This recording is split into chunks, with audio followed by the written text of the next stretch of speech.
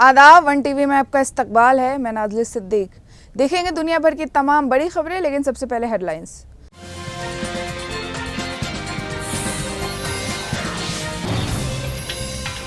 वजीर किशन रेड्डी ने इल्जाम लगाया कि पहले कांग्रेस और अब बीआरएस भी एआईएमआईएम के मुकम्मल कंट्रोल में।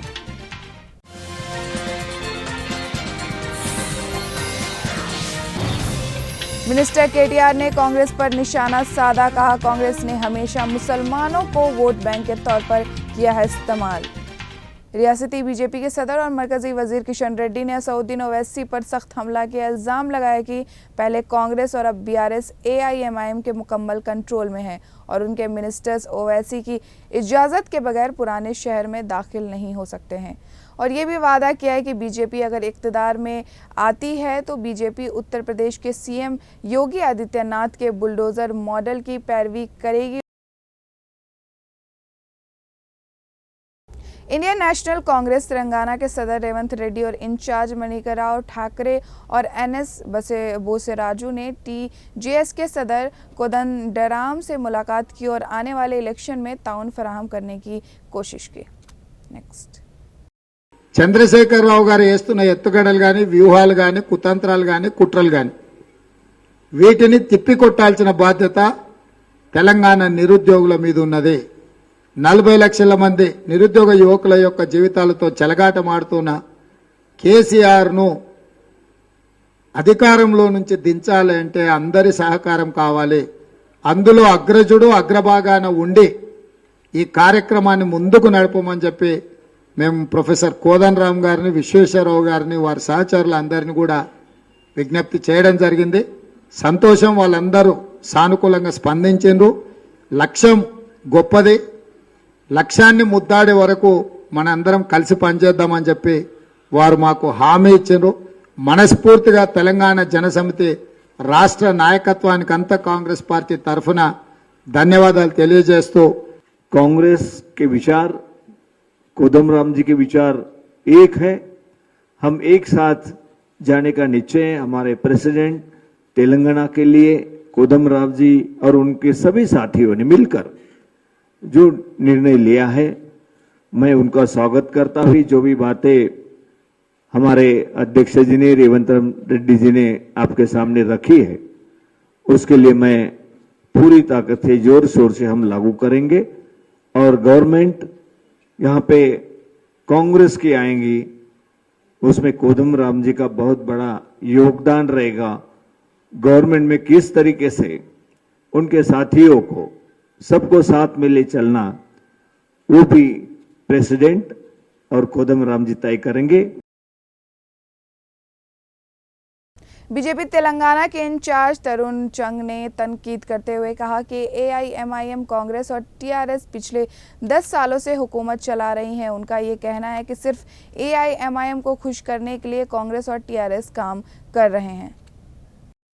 पिछले 10 वर्षों से सरकार चला रहे हैं और एमआईएम को खुश करने के लिए दोनों पार्टियां लगातार देश के कॉन्स्टिट्यूशन को दरकिनार करके काम कर रही है। देश में धर्म के आधार पर आरक्षण नहीं हो सकता, ये गैर कानूनी है और संविधान की आत्मा पर हमला है।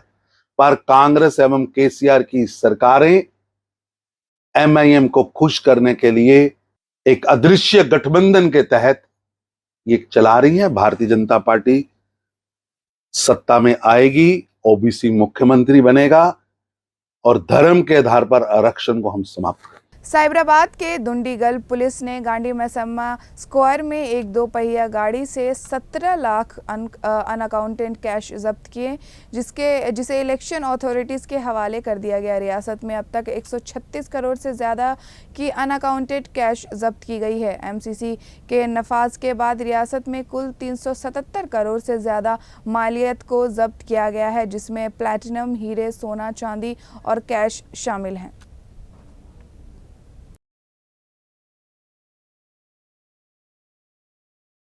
नामालूम अफराद ने बीआरएस के प्रभाकर रेड्डी पर चाकू से हमला किया। इंतखाबी मुहिम के दौरान उन पर सिद्दीपेट के दौलताबाद मंडल में हमला किया गया। लोगों ने हमले के उस नामालूम अफराद की पिटाई भी की। बांसवाड़ा में एक स्पीच के दौरान सीएम केसीआर ने कोटा प्रभाकर रेड्डी पर हमले की मजम्मत की और कहा कि ये हमला केसीआर पर है और न कि दुबका के कैंडिडेट पर। उन्होंने मजीद कहा कि बीआरएस ने कई इंतखाबात के बावजूद पिछले 10 सालों में कभी वायलेंस का सहारा नहीं लिया। उन्होंने अपोजिशन पर निशाना साधते हुए कहा कि वो एजेंडा पर बात करे और हमलों का सहारा लेकर वोट ना मांगे। 10 సంవత్సరాలలో ఎన్నో ఎన్నికలు జరిగినాయి, ఎన్నడూ మనం హింసకు దిగలే. ప్రజలు గెలిపిస్తే గెలిచినాం, శాతనైన కాడ సేవ చేసినాం తప్ప దుర్మార్గమైన పనులు చేయలే. కానీ మా సహనాన్ని పరీక్షిస్తే ఇలా దుబ్బాక అభ్యర్థి మీద జరిగిన దాడి దుబ్బాక అభ్యర్థి ప్రభాకర్ రెడ్డి మీద కాదు, కేసీఆర్ మీద దాడి జరిగిందని చెప్పి నేను మనవి చేస్తా ఉన్నా. ఈ దాడులు గనక ఇట్లే ఆపకపోతే, సెల్ఫ్ కంట్రోల్ చేసుకోకపోతే మాకు కూడా దమ్మున్నది, మేము కూడా అదే పనికి ఎత్తుకుంటే మీరు ఎక్కడ మిగిలరు, దుమ్ము కూడా మిగిలరని చెప్పి నేను మనవి చేస్తా ఉన్నా. మేము బాధ్యతలో ఉన్నామని, పదవులు ప్రజలు ఇచ్చారని వాళ్ళకి తిరిగి సేవ చేయాలని చెప్పి ఈ పనులలో మేమున్నాం. కరెంట్ ఎట్లా రావాలి, నీళ్ళు ఎట్లా రావాలి, నిజాం సాగర్ ఎట్లా నిండాలి, పంటలు ఎట్లా పండాలి, పండిన పంటలు ఎట్లా కొనుగోలు కేంద్రాలు పెట్టి కొనాలి, ఈ పనులలో మేముంటే మీది దుర్మార్గమైన పని చేసుకుంటూ మీరు ముందుకు పోతా ఉన్నారు. ఎజెండా చెప్పండి, మీకు దమ్ముంటే ప్రజల ముందుకు రాండి, మీ వాదన ఏందో చెప్పండి, మా వాదన మేం చెప్తాం, ఎవరిని గెలిపిస్తే వాళ్ళు పనిచేయాలి.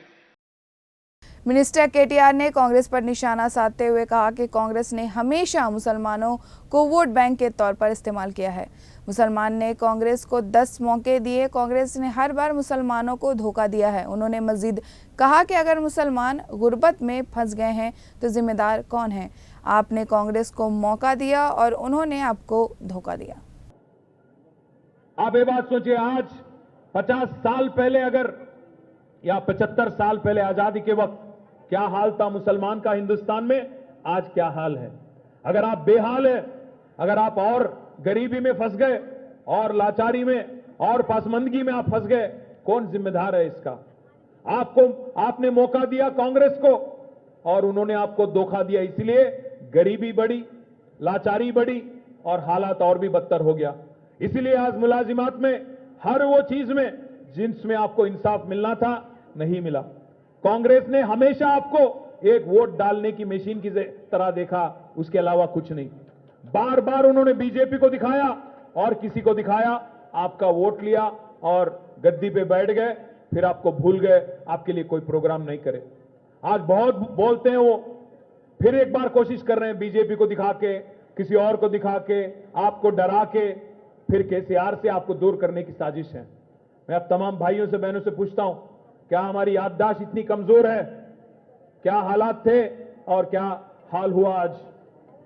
एआईएमआईएम के सदर बैरिस्टर सऊद्दीन ओवैसी की हिदायत पर एआईएमआईएम कारवान के एमएलए कौसर मोहिउद्दीन साहब ने एआईएमआईएम पार्टी कॉरपोरेटर के साथ कारवान हलके के तहत अल्फला फंक्शन हॉल में टोली चौकी और 7 टॉम्स के स्ट्रीट वेंडर्स के साथ मुलाकात की। टोली चौकी और 7 टॉम्स स्ट्रीट वेंडर ने एक मीटिंग में एआईएमआईएम को अपनी हिमायत का यकीन दिलाया है। इस मीटिंग के दौरान एमएलए कौसर मोहिउद्दीन साहब के साथ एआईएमआईएम एमएलए यूनिट के सदर और सरगर्म कारकुनान मौजूद थे। एक दिन मेहनत करिए, एक दिन अपना वक्त दीजिए जमात के लिए। और आप तमाम से फिर एक मरतबा अपील करता हूँ, मेरी माँ और बहन बैठी हुई है, उन तमाम से भी अपील करता हूँ, उन तमाम से गुजारिश करता हूँ कि 30 नवंबर के दिन अपने घरों से निकलकर अपनी पोलिंग बूथ पर जाकर अपनी जमात का निशान पतंग है, पतंग के निशान पर वोट देकर मस्जिद के उम्मीदवारों को कामयाब कराए।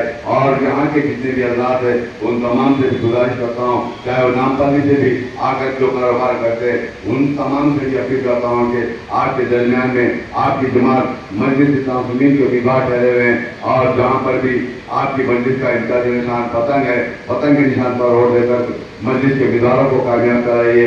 और यहाँ पर जितने भी हजरात आए हुए उन तमाम से फिर एक मरतबा गुजारिश करता हूँ, अपील करता हूँ, 30 तारीख के दिन भूलिए मत, अपनी जमात का निशान पतंग है। और अपनी गली के अपने अहले खानदान को, अपने दोस्त अहबाब को बताइए कि अपनी जमात के अपने वोट इस्तेमाल करिए।